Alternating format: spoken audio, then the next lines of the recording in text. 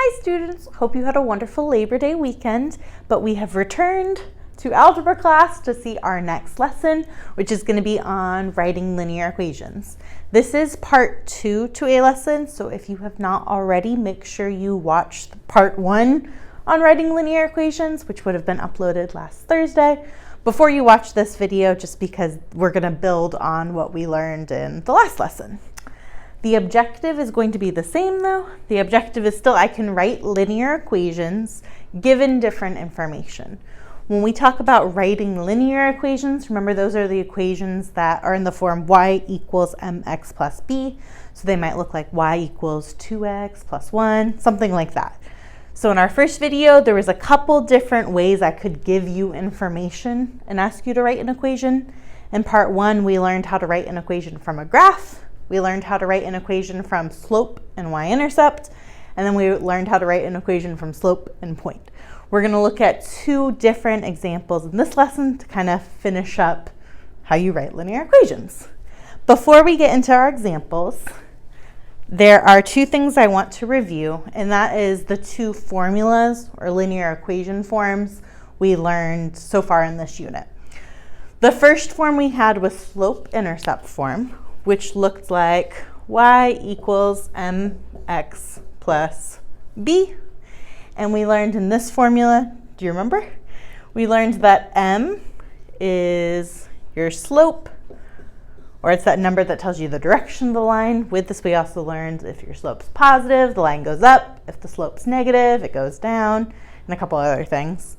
And then we learned b right here represents the y-intercept, which was the point or the number where your linear equation, your line, crossed the y-axis.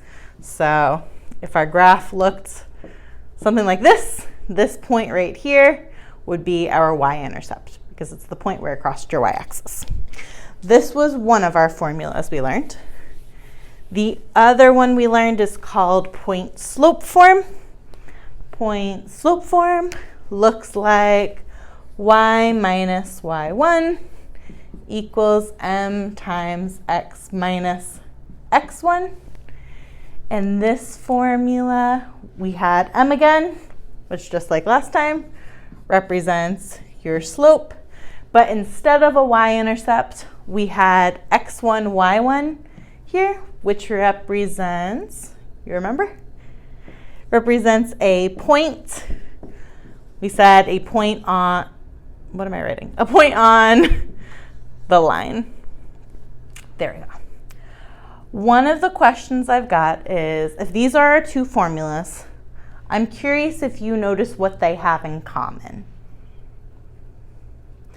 Well, when I ask this in class, I sometimes hear, well, they both have an x and they both have a y, which is correct. That's what makes them a linear equation, right? We said at the beginning of this unit, all our linear equations have x and y to represent your x-axis, your y-axis, to represent x coordinates and y coordinates.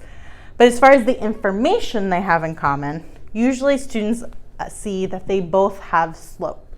In order to write a linear equation, it doesn't matter which one of those you're using, you're going to have to know slope because both of the formulas have slope in it. So this will be important for today. In order to write an equation, you will always need to know the slope to write an equation. We need to know that slope because the slope's telling you the direction of the line, which is really important if you're trying to know what that line is. You need to know what direction it's going. So keeping this in mind, our first example says, write the equation of a line that passes through the point 0, 1 and the point 4, -3. So I noticed they are asking me to write an equation, which remembers that means our answer is going to look like y equals something. And they're giving me 2 points here. Now, a moment ago, we just said we need to know something. Do you remember what we said we're going to need to know in order to write the equation? Hopefully you're telling me slope, and if you are, you would be correct, right? It doesn't matter if I'm using y equals mx plus b, or if I'm using y minus y1 equals m times x minus x1. Both of these, I need to know slope to write my equation. So that's what I'm going to have to do. I'm going to have to start off by finding slope. Now I've got 2 points. Do you remember how we find slope from 2 points, from 2 coordinates? Well, we had our slope formula, which said y2 minus y1, all divided by x2 minus x1, and we would always label our points. I'm going to say this is my first point, so I'm going to call it x1 and y1, and then this is my second point, so I'll call it x2, y2. X always comes first, y always comes second. The ones just mean this is our first point and our second point. We've used this formula before. We did this in our first lesson for this unit. Go ahead and find the slope now. All right. Well, if I substitute all my numbers, I get -3 minus 1 divided by 4 minus 0. -3 minus 1 is -4. 4 minus 0 is 4. Sometimes in class I see 0. If you have 4 and you take away nothing, you still have 4. And then we get -4 divided by 4, which equals -1. Is that my answer? We're done? Well, no. What did we just find? We just found slope. So I'm just going to go ahead and label -1 is my slope. But remember what we were trying to do. The question says write an equation. This isn't an equation. This is slope. So I have a second step to get to my equation. This was just me finding slope. The second part is to find our equation. Now, this is why we've got these 2 formulas, right? These are formulas for the equation of the line. Which one makes sense for us to use? Well, this one here, I need to know my slope, and I need to know y-intercept. This one here, I need to know slope, and I need to know a point on the line. Well, we've got 2 points listed here. So usually this is the one people tell me to use. I'm going to use this one because it's got a space for a point, and we've got a point. So let's do that. Let's use y minus y1 equals m times x minus x1. We're going to use this with our slope. Which point do you think we need to use? Well, oftentimes in class, I hear this one because it's already labeled x1, y1, and we have x1, y1. So let's go ahead and do that. I'm going to use this for my point. Oops, not with that marker. We're going to use, there you go, this for my point, and then this for my slope. When I do that, this is like what we did in part 1 of these notes.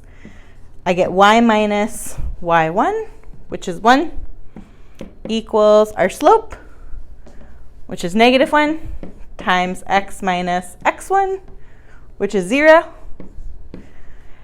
Remember, we usually change it to slope-intercept form. So one of the first things I would want to do is distribute this -1. I want to multiply it.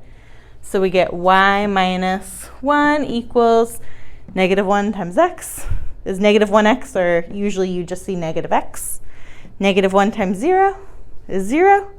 You could put plus 0 if you want, but we had seen, and yes, in the last lesson, that usually you don't see that plus 0, you just leave it blank because nothing is 0.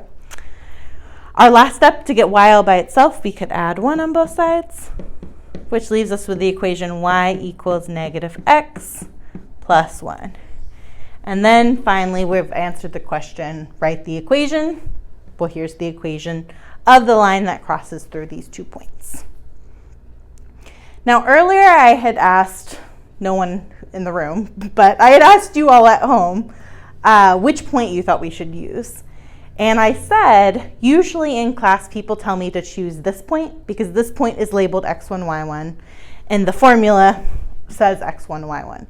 However, remember what we said. We said x1, y1 represents a point on the line.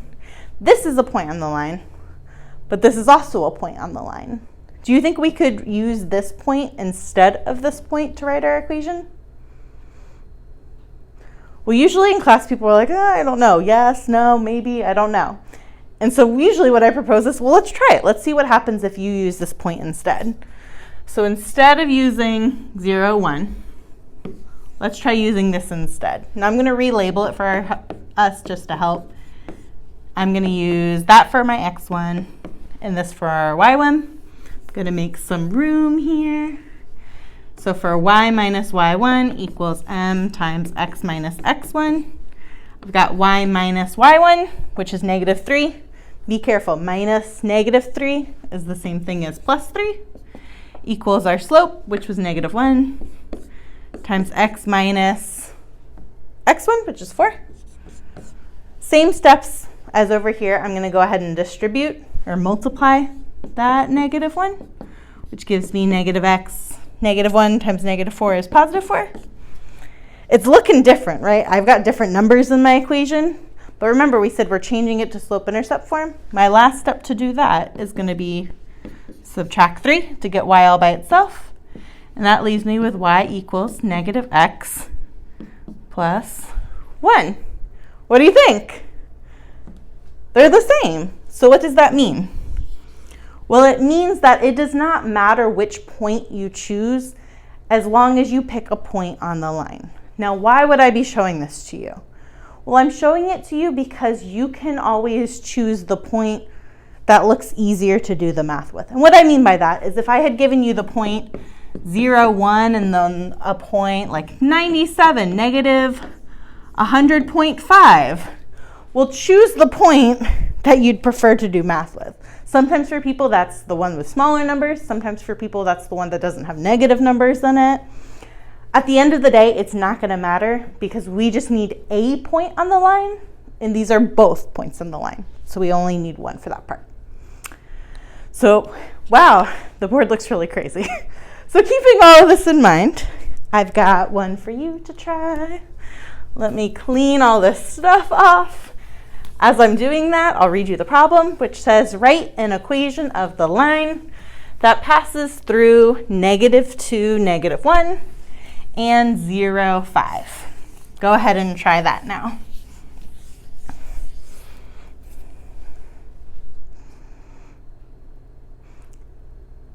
All right. The last part for this first type of problem we're looking at is a word problem. So we've got Moses has a car shop. He charges a base fee and then an hourly rate. If he works on a car for 4 hours, he charges $425. If he works on a car for 7 hours, he charges $650. Write an equation to represent how much money he charges for a certain amount of hours. So going through this, they're giving us a lot of information. What are they telling us? Well, he charges a base fee. A base fee is a one-time fee. So let's say I'm getting my car worked on. Maybe I'm paying like $50 up front and then something else for each hour he works. I don't know what the base fee is though. It just says there's a base fee. So we've got a base fee and then an hourly rate. You pay a one-time fee and then you pay a certain amount of money every hour it takes. So they tell us if he works on a car for 4 hours, he charges $425. So I know 4 hours is going to take or cost 425 hours. And they give us another piece of information. They say 7 hours costs $650. So I also know 6 hours. Where am I getting 6 from? I'm sorry, 7 hours costs $650. And similar to the problems before, they're asking us to write an equation to represent this. Write an equation that I could use to figure out how much it costs for any amount of hours, not just 4 or 7. Notice I wrote the information like this, and I wrote it like it because it's giving us 2 sets of information, 2 sets of data. I could represent these as 2 points. I know 4 hours costs $425, and I know 7 hours costs $650. That is going to be my clue for how we can take all of this information and write an equation with it. So I'm going to have you go ahead and try, see if you can come up with an equation for this. Well, even though it's a different situation, now we're in real world situation lands, the math itself is still the same idea. Just like before, we want to start off by finding our slope. So I would take y2 minus y1 divided by x2 minus x1. When I do that, this gives me, ooh, so fun, 225 over 3. If I divide that out, it might require some division. 3 goes into 22 7 times, which gives you a remainder of 1. And 3 goes into 15 5 times, which gives you a remainder of 0. So we get 75 here, which is our slope. I'm going to go ahead and label that for us. We found our slope. Now remember, you're trying to write an equation. This isn't an equation. This is just a slope of the line. To get our equation, we've got that second part. Notice again, I've got points, I've got slope. If you've got points and slope, you want to use point slope form. Point slope form looks like y minus y1 equals m times x minus x1. Again, just like the last problem, it doesn't matter which point you choose for your x1, y1. I'm going to go ahead and choose the one with the smaller numbers because that just seems easier to me. It does not mean, though, if you chose the other point, you would get a different final answer.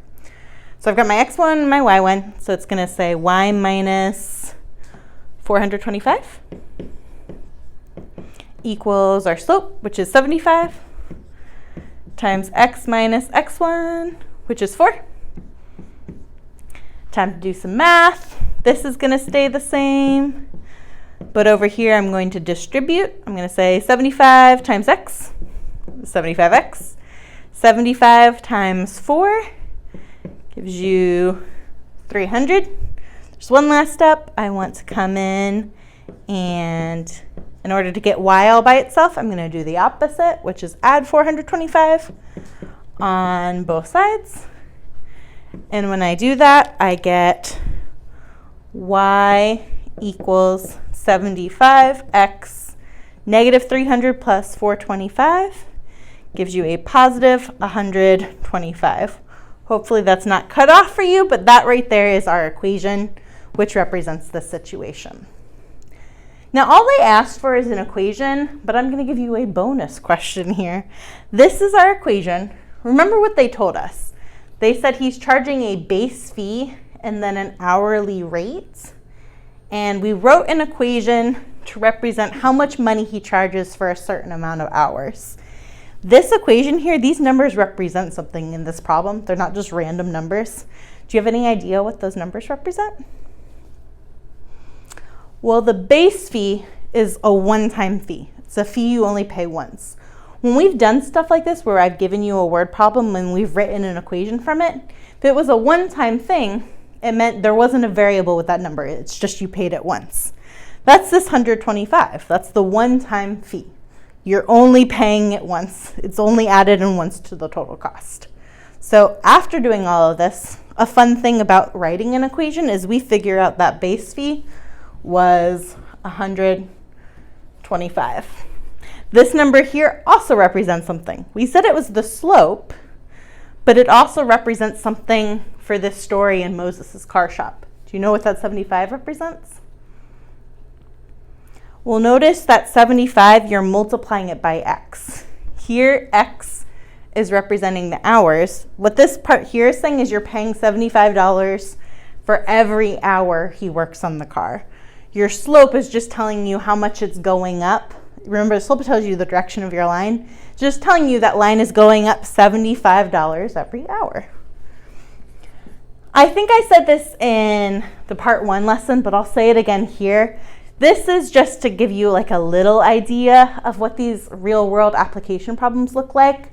But tomorrow's lesson is going to be like an entire lesson just on problems like these. I found it helps though to mix some in to the lessons just so you've seen a couple examples before we really dive into the fun tomorrow. But I think this is a really cool problem. It ties together a lot of stuff. I'm done fawning over this problem. We'll jump into the last example, which is going to be writing equations from tables.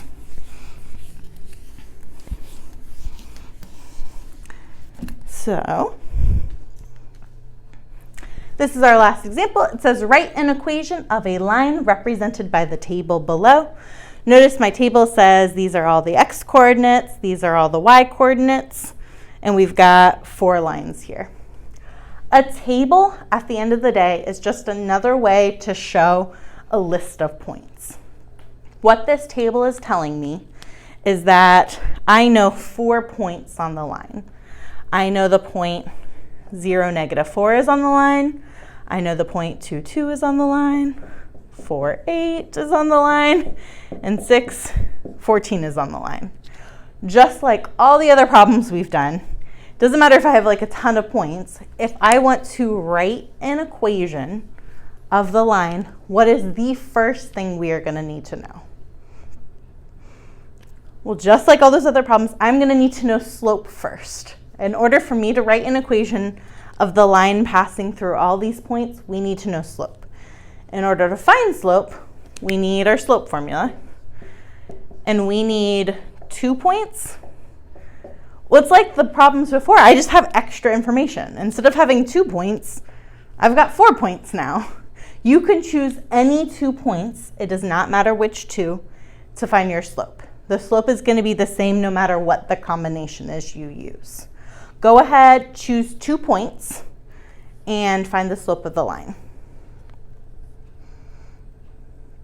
Now, like I said, it does not matter which 2 you use. Usually people go for the top 2 in class. Not always, but I'm guessing that's what most of you at home did. So I'm going to pick 2 different points. I'm going to pick this one and this one just to show you if it's different than the way you did it, you should be getting the same slope. If I use those 2 points, I'm going to go ahead and label them. I'm going to say this is x1 and y1, and this is x2 and y2. When I go to find my slope, it's going to say 14 minus 2 over 6 minus 2. That gives me 12 over 4, and 12 divided by 4 is 3. We just found the slope of the line is 3. Did you get 3? Well, hopefully you did. It doesn't matter which combination of points you pick. Like I said, the slope will always work out to be 3. If you did not get 3, maybe check your math. Usually the negative signs can give students trouble, or maybe the 0. Or just pick like a different combination of points to see if you get a slope of 3 instead of the combination you chose. Either way, no matter how many times you do this problem, you will get the slope of 3, but that is not answering the question of writing an equation. I've got my slope. They're asking for an equation. What do we need to do next? Well, also just like last time, I've got slope and I've got a bunch of points. If you have points and slope, use point-slope form. Use y minus y1 equals m times x minus x1. Now in this formula, we already know our slope is 3. You can already go ahead and put that there if you want. We're going to need a point for our x1, y1. Again, does not matter which one you choose. You could choose one of the 2 you use to find slope, or you could use a completely different one. Does not matter. Go ahead and write an equation using whichever point your heart desires and change it into slope-intercept form for your final answer. Change it into y equals your equation. Go ahead and try that now. All right. I think for mine, I'm going to use this point here. So I'm going to use 4 for my x1 and 8 for my y1. If I do that, it gives me y minus 8 equals 3 times x minus 4. If I do that, we get y minus 8 equals, well, 3 times x is 3x, and then 3 times 4 gives me 12. One last step. If I want to get y by itself, I'm doing the opposite, which is adding 8 to both sides. And that's going to leave me with y equals 3x. Negative 12 plus 8 gives me negative 4. So we get y equals 3x minus 4 for our equation of the line that goes through all of these points. Now there's one last thing I want to show you. This will work for any linear equation where you have a point I want you to go back to Unit 1 when we were talking about solving equations, not linear equations, just normal one variable equations. We had spent some time talking about how you check your answer. And I want to say, like, across the board, you all did really great with that on the Unit 1 assessment. Good job. It seems like everyone knows to check your answer, you can substitute your answer into the equation. So for example, if we solve and we get x equals 3, you can put 3 in for x, and it should give you something that's true. That idea of checking using substitution is also true for linear equations. When we say y equals 3x minus 4, it means for any point on the line, which we know 4 of them, it means any point on the line, if you substitute in the point, so x and y, into the equation, it should give you something that's true. Now notice, in order to get to this equation, I used this point, and to get my slope, I used this point and this point. But it should work for any point on the line, not necessarily just the ones you used. So to kind of show you how you can check, I'm going to use this last point I didn't use. You could use any of them if you want, but I'm going to choose this one just because we haven't used it yet. If I wanted to check my equation, I'm going to substitute my x-coordinate for x and my y-coordinate for y. So it'll say negative 4 equals 3 times 0 minus 4. Well, that says negative 4 equals 3 times 0 is 0. And 0 minus 4 is negative 4. So that would work for this point, but it would also work for these others. If you don't believe me, I encourage you to try it. But I like showing this just for the same reason I showed you all in Unit 1. Right, especially right now when you're at home, if you're having any doubts if you did it right, or you just want to confirm you did it right before submitting it on homework or on a test. It took us like, what, 15 seconds? It's real quick, but it can help confirm that you're on the right track with your answer. So keeping this in mind, keeping the checking in mind, go ahead and try this next one here for me. Write an equation of the line represented by the table here.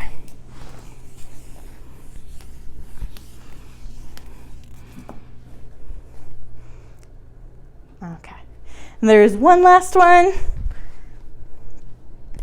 This one here, similar to what we did earlier in this lesson. It's still a table, but now we're in a real world context. It says the table below shows Jose's saving plan over the next few months. If I'm looking at the table, I'm going to make sure I read the title, Jose's saving plan. Okay, and I'm going to notice this is showing how many months he's been saving. And it's showing his savings balance, so how much money he's got. So this is saying after saving for 1 month, he's got $60. After saving for 7 months, he's got $120. Just on like first glance, I notice he is saving money, right? As time goes by, he has more and more money. His savings account is going up. This first question here is asking you write an equation to represent how much money Jose has in savings given how many months he's saved money. Basically, write an equation to represent how much money he's got at any different number of months, not just 1, 3, 5, 7, or 9. Just like we did before, and go. All right, well, just like the problems from before, I need 2 points. I'm just, to make it easy, gonna use these first 2. I'll say this is my x1 and y1. And my x2 and y2. If I do that, when you go to find slope, it's going to say 80 minus 60 over 3 minus 1, which gives you 20 over 2, which gives you 10. So we get 10 is our slope. Also, like before, we're going to use point slope form to write our equation. That's going to say y minus my 1, which is 60, equals my slope, which is 10, times x minus x1, which is 1. That makes it easy. When I go to start changing this into slope-intercept form and getting y by itself, I'll say y minus 60. And then over here, when I multiply, I get 10x minus 10. And then my last step, I can add 60 on both sides, which gives me y equals 10x plus 50. So this right here is our answer for this first part. It told me to write an equation, and here's my equation. Now, kind of like what we were talking about in a previous problem, this one here is going to ask us something about the numbers. Part B says, look at your equation from part A. Okay, I'm looking at it. It says, what is the y-intercept? What does it represent? Well, part of this is checking to see, do you remember what a y-intercept is? Remember, y-intercept is that starting point. It's where it crosses your y-axis. In our equation, we've got y equals mx plus b. Your y-intercept is that number by itself without the variable. So here, it's that 50. Our y-intercept is 50. Now, what does it represent? Well, a clue is when I was saying earlier that y-intercept is that starting point. When we go to graph, it's where it starts on our y-axis. If I'm looking at the table, I don't see 50s anywhere, but that's because we started our table after a month of savings. The starting point, if before you've saved it all, if we're saying month 0 is the day you decided to start saving, that 50 represents that starting balance. At starting point at month 0, our balance was $50. So you could say what it represents. We could say the savings account started at $50. Or we could say Jose had $50 before he started saving, something like that. There's something else I could have also asked you. Instead of asking for the y-intercept, I could have also asked, what's the slope? What does the slope represent? Sometimes in class, students, now that especially that it's in like a real world situation, sometimes students notice, well, hey, look, over here I notice it keeps going up by $20 each time, right? 60 to 80 is 20, 80 to 100 is 20, 100 to 120 is 20. Sometimes students notice it's going up by 20 over here, and on this side, it's going up 2 months each time. Well, that means every 2 months, he's saving $20. Another way you could think of that, instead of saying every 2 months he saves $20, we could say every month he saves $10. Now, where do we see that on the board? Well, we see it right here with your slope. That slope of 10 is telling you that each month it's going up by $10. Your bank account is starting with 50 and then going up 10 each month. So if I had gone in here and included month 2 would be $70. Month 3, $80. Month 4 would be $90, and we could keep going. Again, this is like a very good preview to what we're going to be doing tomorrow, where we really dive into more of these word problems. The real focus today is on how you get these equations given any sort of information. This is the last thing I had for you. Thank you so much for watching. See you guys tomorrow. Bye.